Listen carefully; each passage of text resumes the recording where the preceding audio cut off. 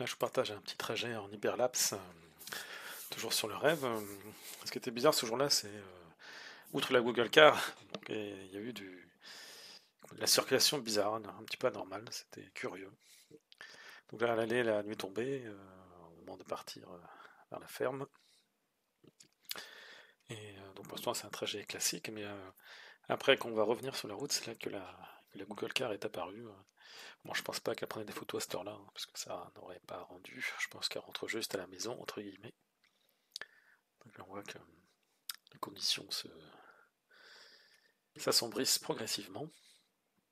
Je suis bien content d'avoir mon phare 80 Lux. Voilà. Donc là, on rejoint, on redevient parallèle à la circulation normale. Et là, paf, voilà, c'est la Google Car. Voilà, maintenant, avec l'appareillage dessus. Et voilà, donc on va avoir des photos récentes sur Rennes, c'est régulier. Hein. Les photos sont régulièrement reprises.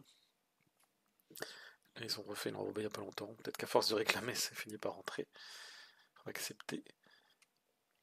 Donc là, l'année, on avait des conditions où il restait encore la lumière, on va dire. Alors que retour, une demi-heure après, c'était plus le cas.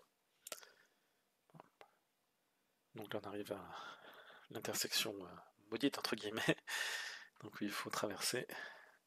Il faut attendre un créneau. Bon, là, aujourd'hui, c'était rapide. Ce retour, c'était bizarrement long. D'habitude, il n'y a pas. Il y a toujours un flux qui vient de Rennes, de gens qui évitent la N137, la deux fois de voie vers Nantes, qui passent par là, mais en retour, on verra qu'il y avait un flux anormal, c'était curieux. Voilà, donc là, c'est pratique, 80 Lux, ça éclaire bien sur les petites routes, ça vaut le coup. Il y avait. Hop, là, on quitte la ferme. Non, ça rend pas. La caméra rend pas bien, mais on voit qu'on éclaire assez loin quand même à 80 Lux, hein, mais ça rend pas toujours bien. On se rend pas compte à quel point c'est efficace. Hein. Hop, donc là, on va arriver au croisement. Et là, il y avait beaucoup de gens qui tournaient en face. C'est ça qui est bizarre parce que c'est des petites routes qui permettent d'aller vers Saint-Jacques, l'aéroport et tout, mais c'est bizarre. Hein. D'ailleurs, il y a eu pas mal de véhicules de pompiers, je crois qu'il y en a eu 3 en tout. Donc il y avait un truc particulier là, que tout ce monde qui tournait par là. Bon, là, j'ai réussi à rejoindre la piste. Puis après, c'est tranquille. C'était vraiment curieux, ouais, ce trafic. Voilà. Donc là, on voit bien le trafic qui vient de Rennes. Hein. Dans l'autre sens, c'est toujours. Du temps où j'étais en voiture, c'était toujours calme, hein, dans l'autre sens. Enfin, le soir, je veux dire. Le gros vient de Rennes, parce qu'il pose problème pour franchir les giratoires à l'entrée de Noyal. Donc là, on a toujours la petite discontinuité qui reste, là, le gros point noir vraiment qui reste sur le rêve entre Rennes et Noyal. Et on voit bien que la différence de circulation dans les deux sens. Il y a beaucoup plus de monde qui rentre chez eux que de gens qui vont vers Rennes. Ça, c'est l'effet étalement urbain. Et donc là, par rapport à l'année, on voit qu'effectivement, c'est beaucoup plus sombre. Et voilà, donc ça.